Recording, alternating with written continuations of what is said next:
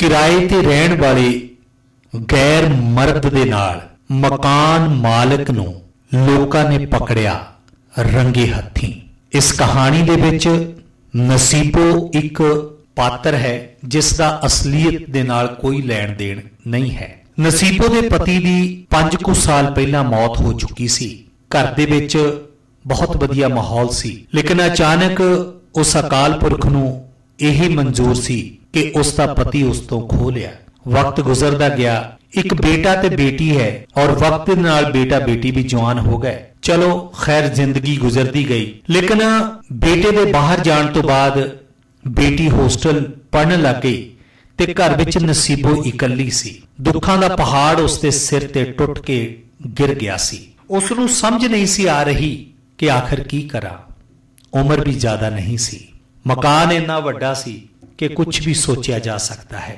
उसके कोल कुछ दिन पहला एक फैमिली आई जो मकान किराए ते लैण लई उसनूं कह रही सी कि सानू 2 कमरे किराए ते दे दिओ, साडा भी कोई ज्यादा वड्डा परिवार नहीं है, मैं ते मेरी पत्नी हाँ। लेकिन नसीबो ने भी सोचा कि बच्चे बाहर ने, मैं हुण की करा, घर विच बोलचाल होएगी। तो नसीबो ने पूछा कि तुहाडे नाल कौन कौन है। उसने दस्सिया कि मैं, मेरी पत्नी हाँ, एक मेरी बेटी है जो विदेश विच पढ़दी है। ते उसनूं पुछया तुसीं की करदे हो। तो उसने कहा कि मैं प्राइवेट जॉब करदा हाँ और हुणे मेरी एक private bank they which job लगी है, सो मैं चाहुंदा कि इत्थे शिफ्ट कीता जावे। चलो उन्हां दी आपसी गल्लां बातां होईयां। गल्लां दे विच नसीबो ने भी दस दिता कि मेरा भी पति नहीं है, बच्चे दोवें बाहर ने, घर च इकल्लियां, चलो दिल लगा रहेगा। उन्हां नूं 2 कमरे किराए ते दिते गए। 2 कमरे किराए ते देण तो बाद उसने अपना परिवार लै आंदा। वो रोज़ ड्यूटी चले जाता है। वो दोवें बैठ के एक दूजे दे नाल दुख सुख साझा करदियां।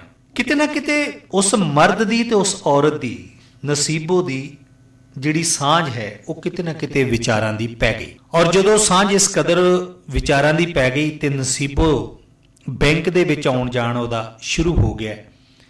और हालांकि उसकी पत्नी नूं नहीं सी पता है कि मेरे पति नूं बैंक विच मिलण जा रही है। हर रोज़ जाती है जां कदे कदे जाती है, पर एक दिन तो हद ही हो गई कि जदों नसीबो ने उसके पति नूं कहा कि अज मैनूं तुसीं शहर तक लै जाओ, मैं उत्थे उतर जावांगी तो मैं अगे रिश्तेदारी च जाना है। तो रूटीन की तरह कोई ऐसी गल नहीं है। वो मगर बैठी और चले गई, एक बारी नहीं, 2 बारी नहीं, लेकिन उस आदमी की पत्नी नूं शक होण लगा। आदमी की पत्नी नूं शक जदों होया तो उसने इन्हां दोहां नूं कुछ नहीं कहा।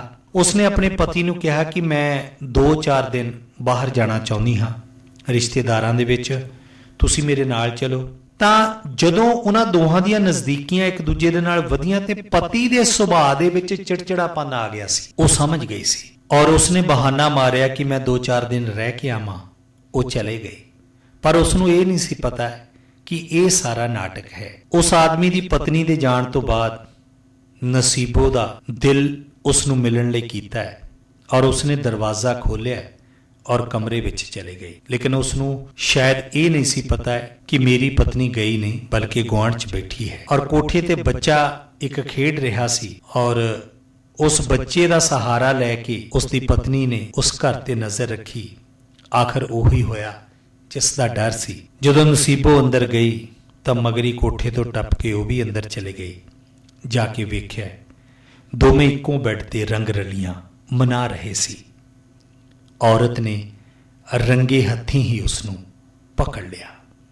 बथेरे मिन्नतां तरले कीते, पर उस तो बाद वो औरत हमेशा वास्ते उस मर्द नूं छड्ड के चले गई। उस तो बाद नसीबो ने भी पिंड विच हो रही बदनामी नूं मद्देनज़र रखदिआं उस शख्स नूं मकान चों बाहर कढ दिता है ते आप दुनिया के सामने नज़रां मिलाउण दी हिम्मत हुण नहीं सी करदी। मैं अपने ये मोढिਆਂ ते गोडियां तो बहुत दुखी सी। मेरे लिए तो तुरना फिरना भी इन्ना औखा है सी, मैं दस भी नहीं सकता। पर जब तो मैनू फी रिलीफ मिले 2.5-3 महीने इस्तेमाल करने तो बाद गोडे भी ओके, मोढे भी ओके। जी तुसी भी किसी इस तरह की बीमारी तो परेशान हो तो बेझिझक होकर इसको इस्तेमाल करो। सिर्फ 2.5-3 महीने ਇਹ 125 ਬਿਮਾਰੀਆਂ ਤੱਕ ਦਾ ਇਲਾਜ ਕਰ ਸਕਦਾ ਹੈ। ਫੀ ਰਿਲੀਫ ਹਮੇਸ਼ਾ ਯਾਦ ਰੱਖੋ ਬਸ। ਕੁਝ ਦਿਨਾਂ ਤੋਂ ਮੈਨੂੰ ਵਾਲਾਂ ਦੀ ਬੜੀ ਸਮੱਸਿਆ ਸੀ। ਮੇਰੇ ਵਾਲ ਝੜਨੇ ਸ਼ੁਰੂ ਹੋ ਗਏ ਸੀ। ਮੈਨੂੰ ਮੇਰੇ ਦੋਸਤ ਨੇ ਆਇਲ ਫੀ ਰਿਲੀਫ ਵਾਲੇ ਦੱਸਿਆ।